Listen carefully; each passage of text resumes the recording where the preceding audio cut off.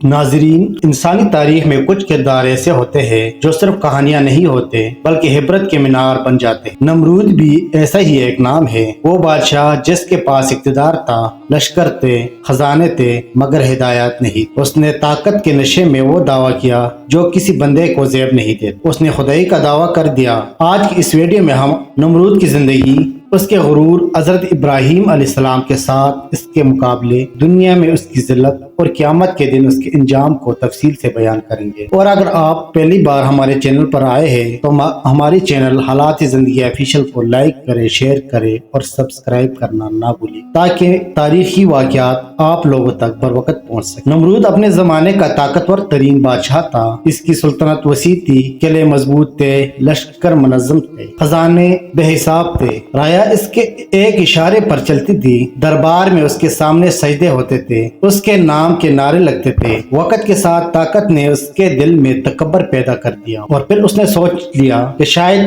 اس سے بڑا کوئی نہیں، یہاں تک کہ اس نے اعلان کر دیا، زندگی اور موت میرے ہاتھ میں ہے، میں ہی رب ہوں۔ یہ وہ مقام تھا جہاں اس نے صرف ظلم نہیں کیا بلکہ عقیدے پر حملہ کیا۔ اسی تاریکی کے دور میں اللہ تعالیٰ نے حق کی شمع روشن کی اور اپنے جلیل القدر نبی حضرت ابراہیم علیہ السلام کو بھیجا۔ حضرت ابراہیم علیہ السلام بچپن ہی سے توحید کے قائل تھے۔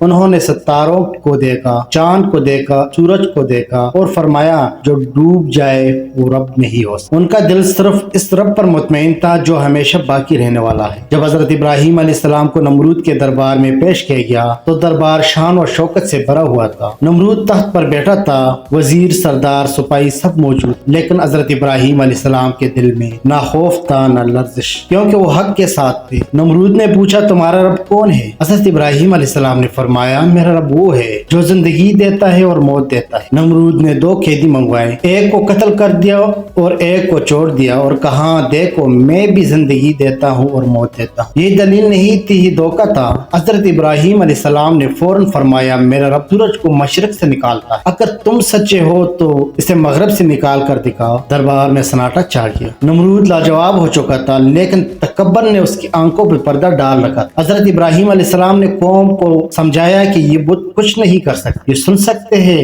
نہ دیکھ سکتے ہیں، نہ نفع دے سکتے ہیں نہ نقصان۔ ایک دن انہوں نے بتوں کو توڑ دیا تاکہ قوم کو حقیقت کا احساس ہو۔ جب یہ خبر نمرود تک پہنچی وہ غصے سے آگ بگولا ہو گیا۔ اس نے حکم دیا ابراہیم علیہ السلام کو ایسی سزا دی جائے کہ کوئی آئندہ حق کی بات کرنے کی جرت نہ کرے۔ ایک بہت بڑا لاوا تیار کیا گیا، اتنی شدید آگ جلائی گئی کہ قریب جانا ممکن نہ تھا۔ منجنیقیں تیار کی گئی تاکہ حضرت ابراہیم علیہ السلام کو دور سے آگ میں پھینکا جائے۔ لوگ جمع تھے، کچھ خوف زدہ، کچھ حیران۔ حضرت ابراہیم علیہ السلام کو باندھا گیا لیکن ان کے دل میں صرف ایک جملہ تھا، اللہ میرے لیے کافی ہے۔ جیسے ہی انہیں آگ میں پھینکا گیا اللہ کا حکم ہوا اے آگ ابراہیم پر ٹھنڈی اور سلامتی والا ہو جا۔ آگ نے اپنی فطرت بلا دی۔ حضرت ابراہیم علیہ السلام سلامت کھڑے تھے، نہ کپڑے جلے نہ جسم کو آنچ آئی۔ لوگ حیران رہ گئے لیکن نمرود پھر بھی نہ مانا۔ اللہ تعالیٰ نے اسے ایک حقیر مخلوق کے ذریعے عبرت بنایا۔ ایک مچھر اس کے ناک کے ذریعے داخل ہوا اور دماغ تک پہنچ گیا۔ وہی بادشاہ جو خود کو خدا کہتا تھا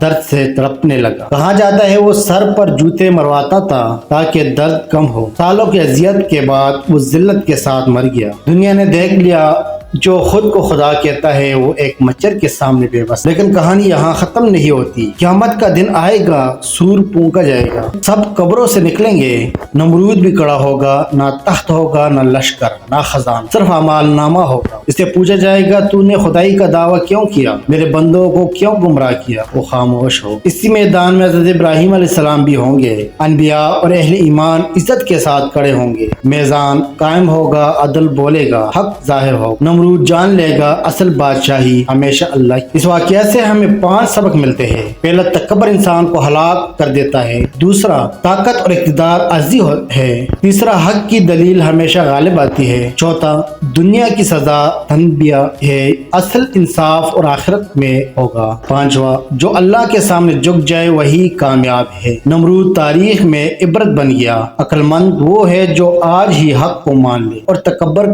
چھوڑ دے۔ اگر آپ کو کو ایسی ایمان افروز ویڈیو پسند ہے تو سبسکرائب کریں، حالات زندگی آفیشیل، اور اس ویڈیو کو آگے تک شیئر کریں تاکہ پیغام زیادہ سے زیادہ لوگوں تک پہنچ۔ اللہ ہمیں غرور سے بچائے اور حق پر ثابت قدم رکھے، آمین۔